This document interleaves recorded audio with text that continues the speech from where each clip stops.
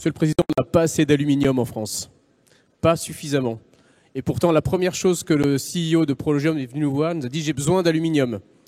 Et donc on ne peut pas lui en proposer, donc il va aller l'acheter ailleurs. Et avec la taxe carbone, ça coûtera plus cher.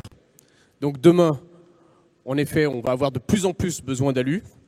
Pour produire de l'alu, en effet, il y a le prix de l'électricité compétitif, long terme, décarboné, nécessaire. Moi, je vous lance un défi. On fait une nouvelle série d'électrolyse à Dunkerque. Ah.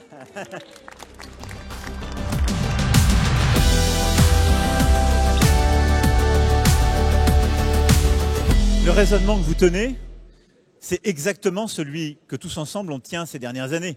C'est-à-dire, il faut remonter la chaîne. Je vais vous dire une petite anecdote, Luciano s'en rappelle peut-être. Je crois qu'il était là. Il y a 6 ans, je recevais avant le salon de l'automobile nos grands industriels. Je leur disais, mais pourquoi on ne va pas plus vite et plus fort sur la voiture électrique? Ils me disaient, malheureux, ne faites pas ça, on ne produit pas de batterie électrique, tout est fait en Corée ou en Chine. Tout s'est accéléré, ils ont eu la pression, etc. En 6 ans, ce qui n'est rien à l'échelle de l'industrie, qu'est-ce qu'on a fait?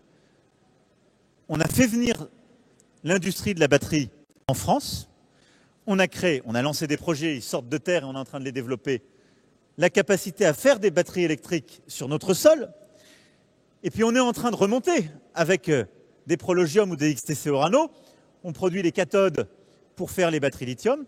Et on doit aller plus loin, exactement comme vous l'avez dit. La transformation du lithium pour les batteries, ça on ne l'a pas encore sécurisé.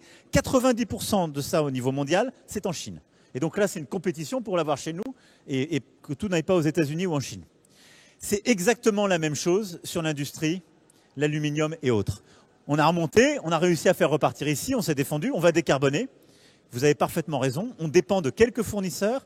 Certains sont parfois dans des pays un peu compliqués, pour rester pudique ici.